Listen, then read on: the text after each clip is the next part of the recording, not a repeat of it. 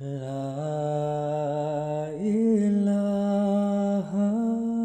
illallah.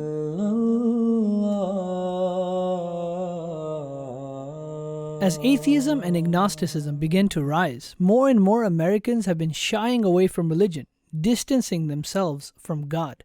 Well, if they don't believe in God, that's their problem. But wait, how did we get here?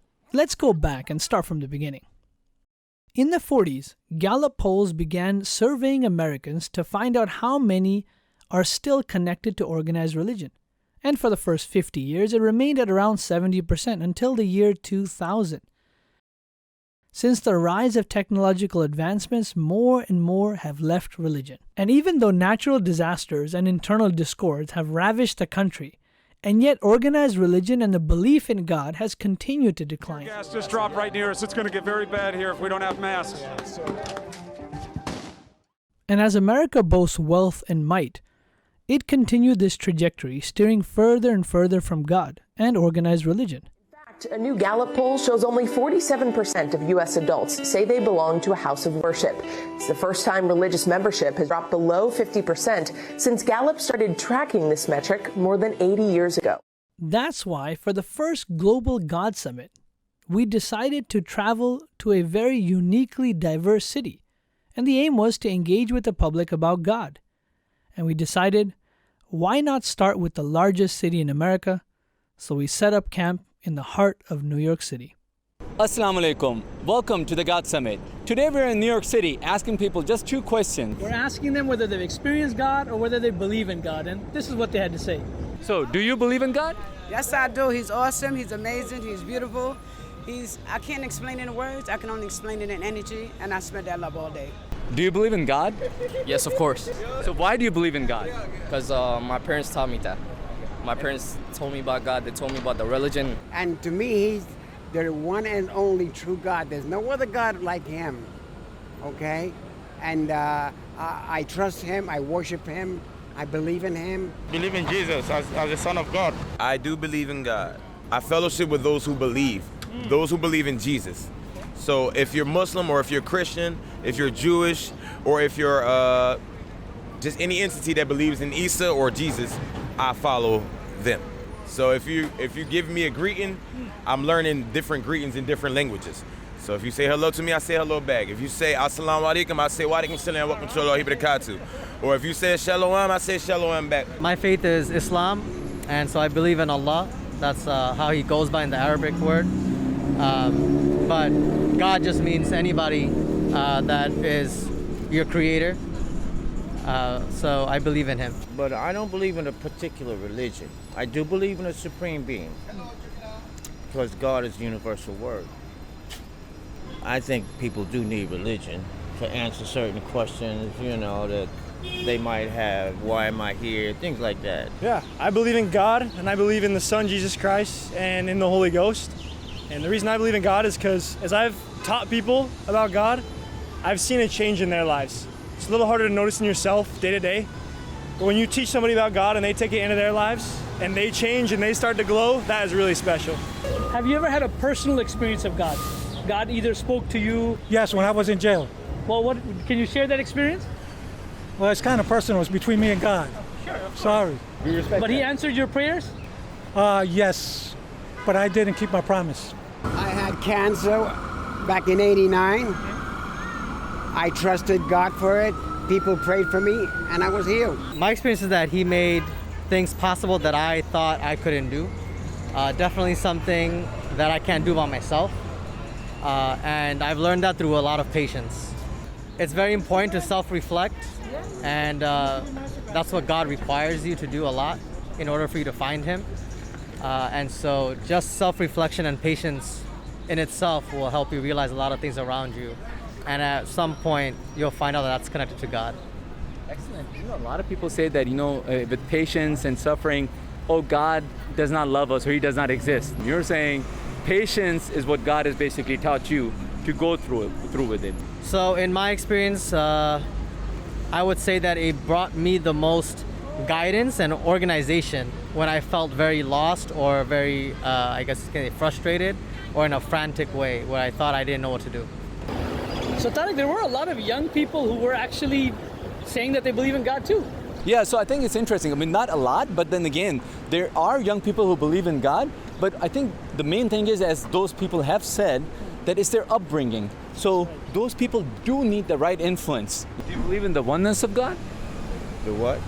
Do you believe in the oneness of God, the unity of God, that he does not need a son, a father, he does not need a family or anybody else for support? No, I can't comment on that. Like I said, I do believe in a supreme being, and what he looks like or what he might be, I'm not sure. There's a lot of people who need to be inspired, especially young people.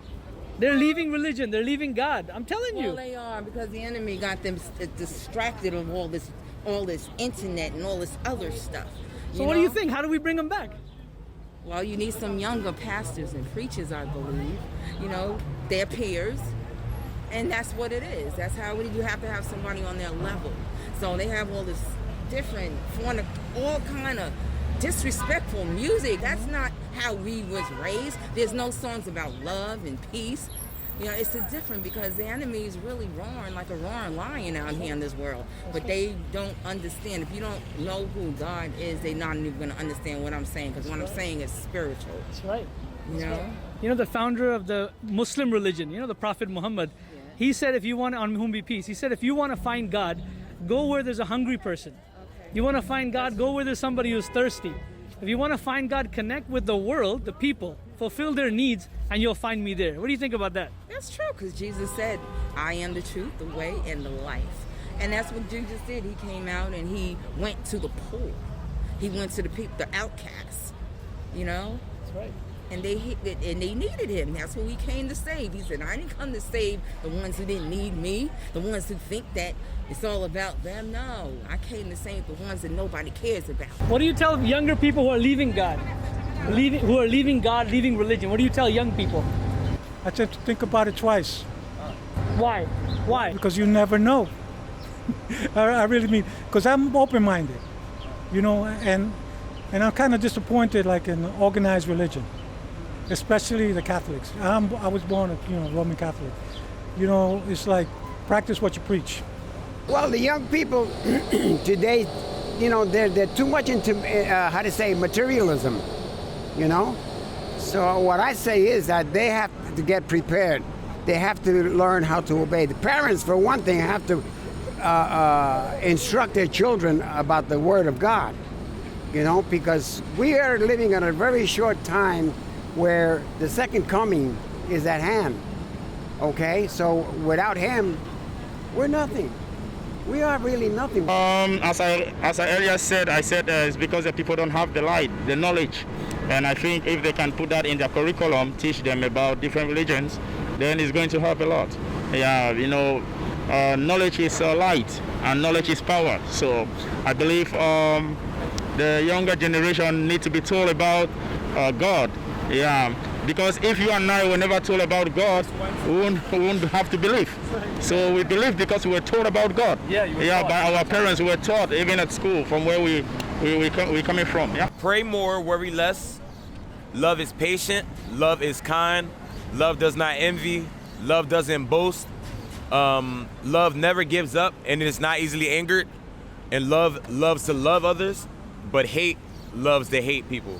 So I'm teaching them that because that's the greatest thing you can have, whether you're in a religion or not in a religion. You know, it's just basically to have love, and that will fulfill everything. That fulfills the law of Allah, you know, or just should I just say God. I encourage you, to anyone that is seeking God, to ask a lot of questions to yourself and everyone around you, because only questions will lead to answers, and hopefully that will lead you to inner peace. And I really do believe that Islam has the best answers for you to reach that peace when you compare it to any other guidance. Oh yeah, I mean, I can firsthand from friends and from even myself, just times when God is there in your life, you're letting God, you know, like be inside of you and just kind of help you. You're able to have you're so much happier.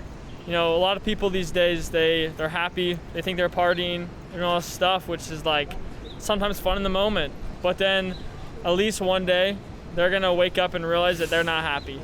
They don't really have that lasting joy that comes from knowing God and from coming close to Him.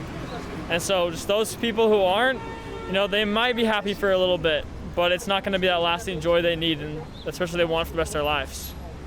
Have you ever thought about putting more effort in looking out or searching for Him? No, because I'm not that religious. Oh, you're not that religious? Yeah. Okay. So you're part of an organized religion, but you're not religious per se, right? Yeah. You don't practice it? Yeah, I don't practice. Sometimes I practice, but not all the time. It's your choice that, that sometimes you do, because we all try, right? Sometimes. So basically the way I look at it, I go to the gym, I pay I think it's $36 for membership, right? And I'm paying all that money. I'm invested because financially I am. So once I walk into the gym, right, I'm I might as well just work the heck out of those weights, work out hard. So my suggestion, or just a humble advice or suggestion, if you want to just experience Him, He does respond. He responds to, regardless of how weak we are, whatever we do, you don't have to be, or I don't have to be a saint for God to look out for me. And that's the beautiful thing about Him. He's awesome. He's amazing. Don't miss out on him. So let's ask ourselves the same questions. Do we believe in God? Have we ever experienced God? The thing is, the promised Messiah, Hazrat Mirza Ghulam Ahmad, upon whom be peace, he came and he reaffirmed the truth that all other religions had forgotten, that God still speaks today as He did in the past. He still hears as He used to hear. So it's now our job to pursue God.